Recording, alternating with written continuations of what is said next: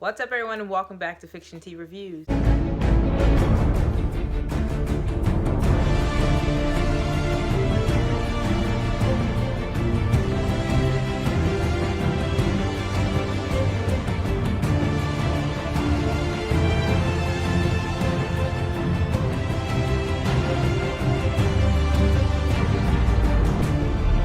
we're going to talk about The Joker. I finally went to go see The Joker. And it was long anticipated and it was long waited. And overall, I just have to say that I personally feel like it was overrated. That movie was overrated. It wasn't terrible. It wasn't the worst movie, but it definitely was not the best film of 2019. And I mean, the actor who played the Joker, he killed it. I'm not gonna lie, he definitely killed it. I really think he portrayed that character so well. I mean, that laugh, that infectious, creepy, just painful signature laugh was great. Not even just a laugh.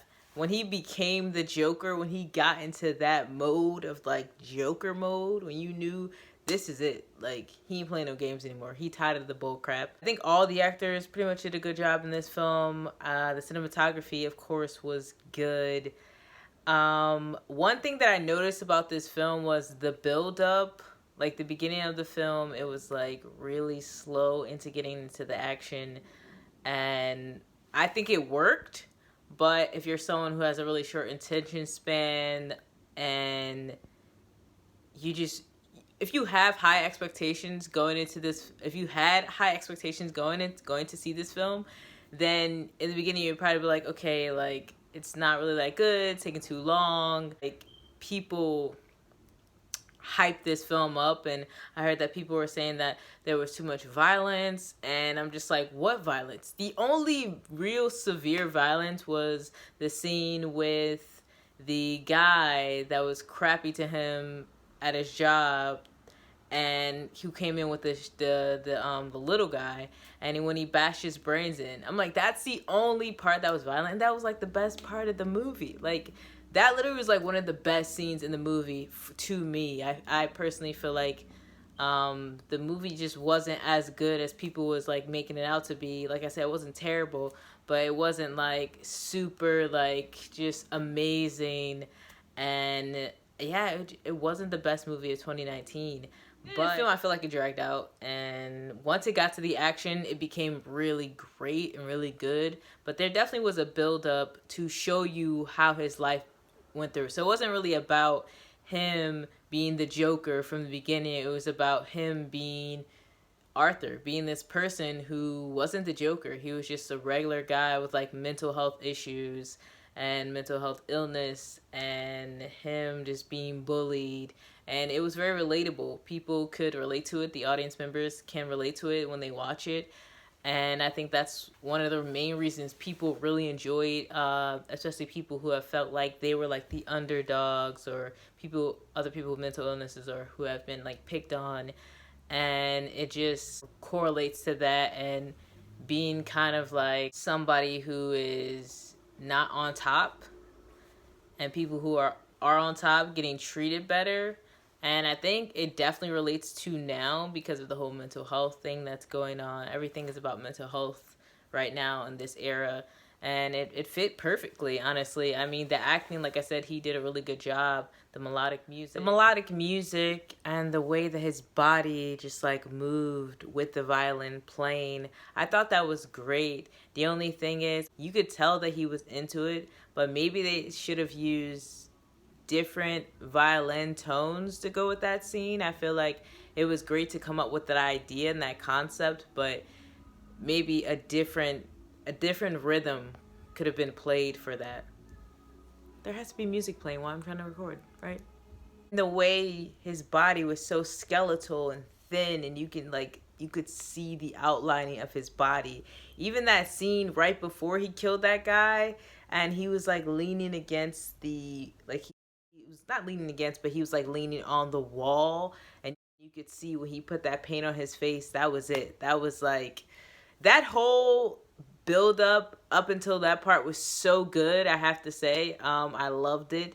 The build up definitely led to that good scene. I just felt like a lot of the build up was just like a story of, it was more so a story of Arthur and not really a story of the Joker, but at the same time it told the story of how he became the Joker. Another great scene, of course, was the end show, and he was like, before he went on the show, he was like reenacting it out of his apartment room. He was coming out, thinking about what he was gonna say when he was in the dressing room doing the makeup and doing the whole thing, when he had this whole plan of like what he was gonna do, the foreshadowing and the suspense of making the audience think he might end up killing himself, because he was like, or he's gonna kill everybody else on the show. The anticipation of like, this is gonna be good, watching that part, and that moment when he got on the show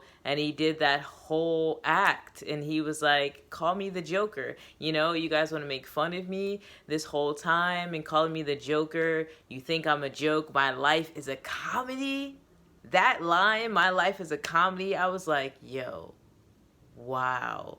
And the movie making you feel sorrow for this character, for the Joker. You really felt bad for him in so many incidents, and you were just like, well, when the time comes, you really don't feel that bad when he starts killing people, because you're just like, he's been treated like crap this entire time, then like, I mean, it's whatever, and it's not really meant to be one of those heroic films. He's never been like a heroic character, it's the Joker. Like, what do you expect?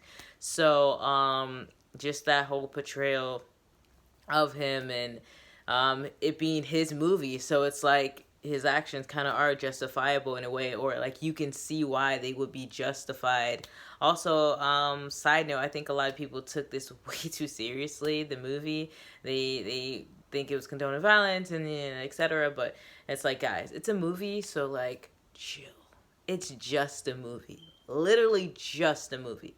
And not to mention, there's so many other violent movies that I've seen this year and previous years. That show scene was just great. Like, he really showed them. He really told them. The riot scene I wasn't too really fond of at the end.